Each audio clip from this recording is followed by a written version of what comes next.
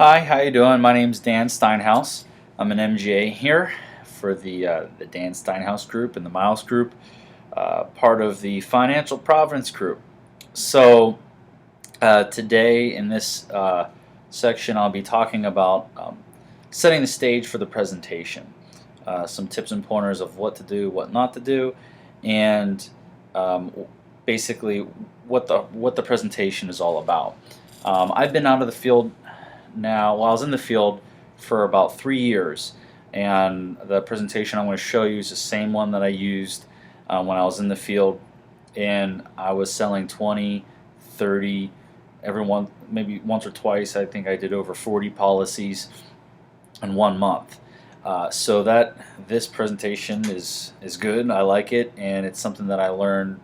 It's a fundamental backbone of our organization that we all used and started with, and then some of us have developed and added some things or took some things out.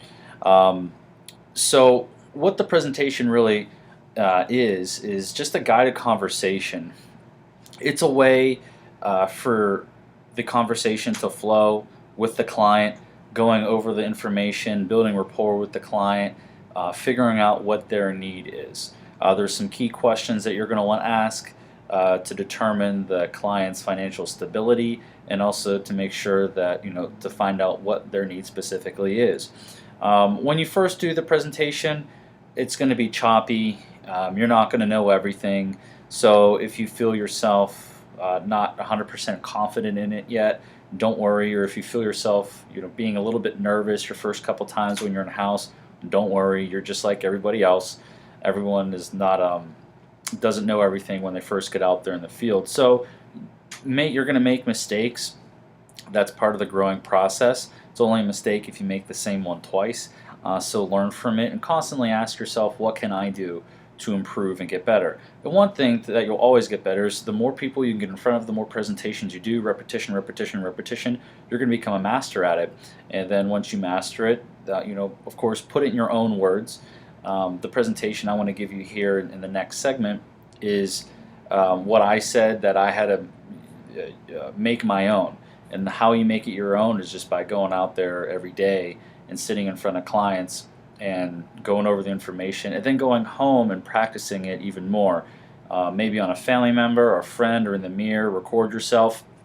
Those are some great tips that you can do. So the one of the key things about the presentation when you're presenting to a client is to eliminate objections before they even happen. So you want to look at the presentation as an upside down pyramid. You want to do all the work up top, so when it comes down to getting to the point, which is getting the check, then you don't have to backtrack and resell anything. You've pretty much eliminated every objection they possibly can come up with. And if, of course, they're going to come up with some objections, then you break it down where there's only pretty much two reasons why they wouldn't buy something today. Either they can't afford it, or there's something that wasn't clear and they don't understand it. And we can go over that later on. So just remember too, when you're doing the presentation, if you go off script, don't worry about it. The client's not going to know you went off script, or if you made a mistake, unless you make it obvious that you made a mistake. Now, don't tell them anything inaccurate. You want to make sure, don't make things up. You want to make sure you give them the most accurate information when you're in the house. And if you get stuck and you're not sure exactly what to do, or answer a question and be 100% accurate and confident with your answer, just say, hey, Mr. Client or Mrs. Client, that's a great question. I'm almost certain about the answer, but I don't want to give you any wrong information. Let me just double check with my manager. And then call your manager up and ask them, and they'll appreciate that. If you have to call your upline 2 or 3 times when you're in the house, don't worry about it. That's perfectly fine. I've done that. We also do exit interviews. If you feel that the sale is going south, it's not going the direction that you need, and the clients are just giving you a couple objections that you're not 100% sure if you're overcoming, then what you want to do is set up, we call it an exit interview.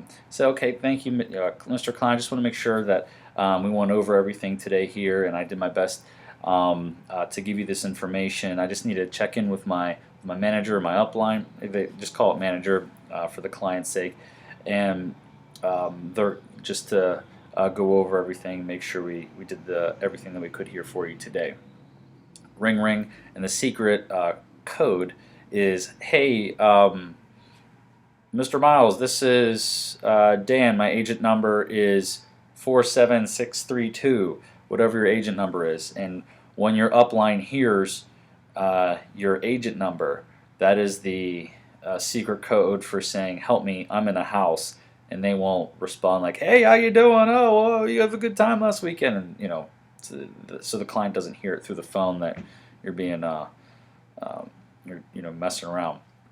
So that immediately puts your manager in manager mode, and they're going to go to a quiet area where they can help you and close the sale. But don't put them on speakerphone.